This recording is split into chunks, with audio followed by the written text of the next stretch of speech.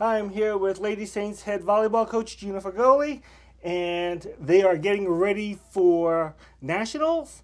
And it's been about a week or so now, close to 9 days, I guess, to getting ready. And you found out your opponent. It's going to be Miami-Dade. They are the sixth ranked team, sixth seeded team. You're the 11th seed, and you guys will be playing in West Plains, Missouri, at 9 o'clock on Thursday.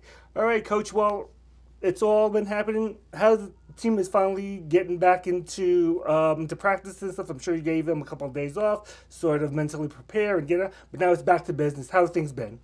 Yeah, it's been interesting because we celebrated our championship, and for those girls, that was a huge achievement. And then we had to take a couple days and enjoy that. But then, the reality set in, and we had to get together as a group, and we had to say that we had to reset our mindset and just know that there's more for this team to achieve. And so we've been working through that this week, and watching film and scouting for Miami-Dade and all that. And we know it's going to be another tough tournament, but I think the girls are looking forward to seeing what they can do now at the next level. Now, Miami-Dade, a perennial powerhouse, and they're the 6th seed, and you're the 11th seed. Were you a little surprised by the seedings, and were you surprised that you guys ended up matching up with Miami-Dade? It was all over the map. Everybody was giving their opinion of where we should be seated, where they should be seated, and we didn't know if we'd be on the same side of the bracket as Florida Southwestern, who we had a battle with in Las Vegas. And by the way, you're not. You're actually on the other side. On the other side, so that's good. It's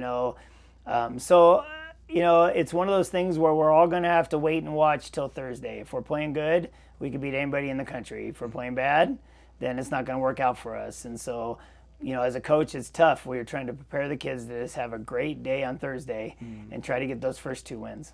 Now, the team basically, Miami, again, as I keep on saying, it's a perennial powerhouse, but they've sort of had a down year this year a little bit. How do you prepare for them? What do you expect from them? What do you see? What do you think of that? And again, going to fourth, you guys feel really pretty confident that you guys can beat anyone on any given day. They have a gaudy record, and they're from one of the toughest conferences, and they barely lost in the finals to the number one team in their region. So it's hard to say they're having a down year. They have a middle that's 6'5". They have a right side that's 6'7". So, they're a big team. They have another girl that's from the Dominican that jumps like Sarah Cruz. So, they have a lot of athletic talent on that side. And, I feel like it's going to be a very close match. I think we're better in some positions. They're better in others. And I feel like, again, whoever shows up Thursday is going to take it. So I like the seeding because we could have ended up worse. Maybe we could have ended up better. But, whoever you play with the top 16 teams in the country is going to be a challenge. So as far as just playing a storied team like Miami, we're going to have to play them eventually, those kind of teams. So let's get it done. Do you guys think you match up well with Miami? I think we kind of marry each other. We both are big at the net, and we both hit well. They rely on their hitting. They're one of the better hitting teams in the country, and their defense isn't quite as highly ranked. And we do that as well. Our hitting and blocking and serving is really good. So I think it's going to be a fun challenge. It's going to be scrappy, intense. Even though it's 9 a.m., it's going to be kind of crazy. But I'm looking forward to a really close, good match. What's the mentality of the team right now, and how have practices been? I think the mentality is fine. They're all into let's see how well we can do. I think they're all like after the championship, they're believers. Not they were before too, but now they're like, wow, we really could do something. And so even though we got that big notch in our belt, I think they see a bigger prize. And I think they saw that the big opener was in Las Vegas. We lost to the number one team in the fourth set by 2 points. And that was without Sarah Cruz.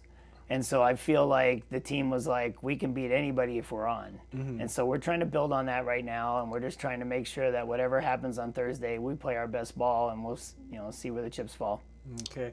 And before I forget, congratulations, Coach. You had we didn't get a chance to, but there are quite a bit of accolades for this team. Yeah. You are Coach of the Year twice in the last 3 years. You have Seyun Park, who is the MVP.